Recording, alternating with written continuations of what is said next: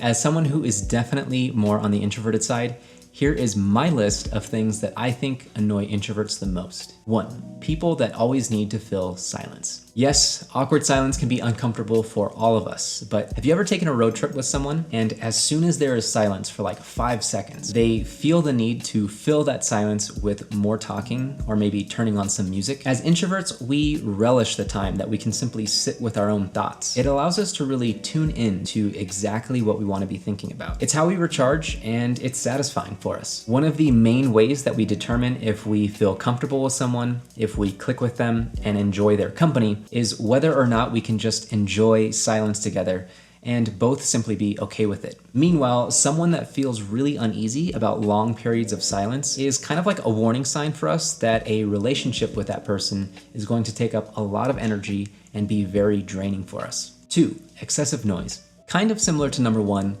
living with someone during the pandemic was the first time in my life that I realized just how sensitive or annoyed I could be by the sound of, for example, a blender that someone has been using for way longer than they need to, or when trying to have a conversation with someone in the kitchen while the sound of cooking oil in a pan is like blaring over their voice. Even saying that out loud now actually kind of makes me feel like there's something wrong with me.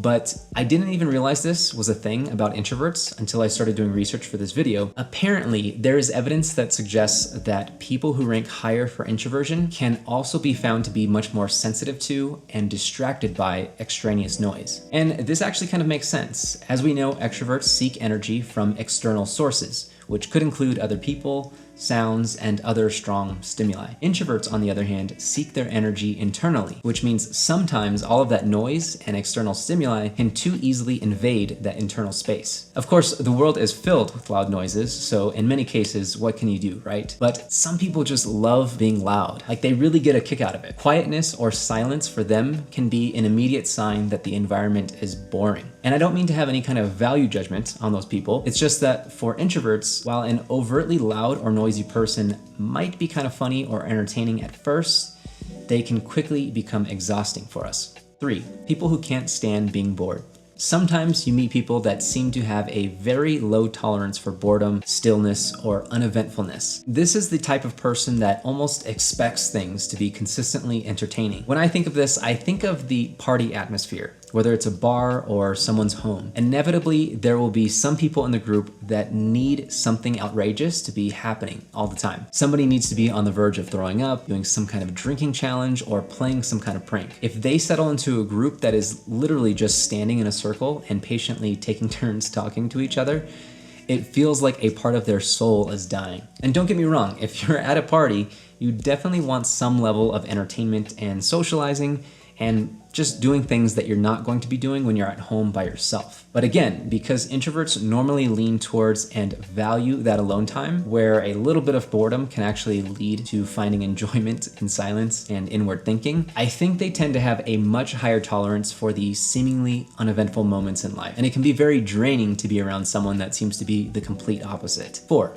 People who refuse to look inwards. Do you know anyone who quite literally will refuse the idea of self-reflection or looking inwards? Like they will actually tell you straight up that they do not want to think about the past and how it affects their present, the effect that they have on other people in the here and now, or the ways that they would like to grow into a better version of themselves in the future. We introverts tend to do all of those things quite a lot. Now, that can come with its own downsides too, and it's not to say that introverts are incapable of being avoidant as well. But because of the quiet and solitude that comes with all of the alone time that introverts use in order to regain their energy, there tends to be a lot of room for introspection, contemplation, and questioning. To an introvert, it can be difficult to be around someone who has no interest in those things. 5. People that put them down for being introverts. Lastly, I would guess that many, if not most, introverts have felt this way throughout their lives. It's the feeling of insecurity or self-consciousness that comes from other people putting them down for not being fun enough or social enough. Or here's one that I've personally heard throughout my school days: "You're so quiet." In these moments, the translation in my mind would echo with the word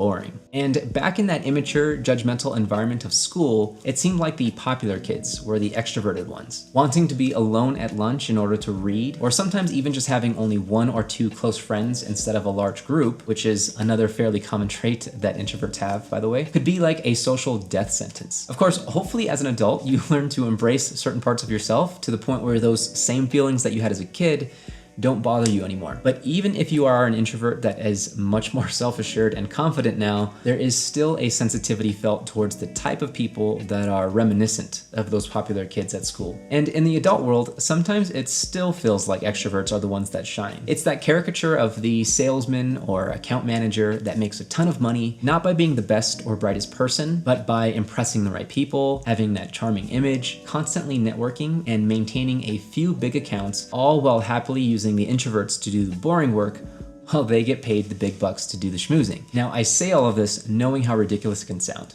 Like I mentioned at the beginning of the video, here is where all of these things that annoy introverts might actually be a bigger criticism of the introvert themselves rather than the person that annoys them. As introverts, we're usually used to being the ones that sit on the outskirts and look inwards, quietly making judgments of the world. But maybe if we look past the annoyance, we can see that the person that needs to fill the silence, those that are very loud and boisterous, the ones that hate being bored or seem to avoid looking inwards, they all have their strengths too. Or maybe, for example, the reluctance to look inward, the desire to be the center of attention, or the propensity to belittle the quiet ones, all stem from the insecurities that those people have from their own traumas in life. Just like us, they have their strengths, they have their weaknesses, and their personalities are the result of their totally unique life experiences. Maybe instead of dwelling on the things that annoy us, a certain level of compassion, understanding, and acceptance is the best perspective to seek. Overall, I think observing all of the things that annoy me as an introverted person has actually encouraged me to take a step back,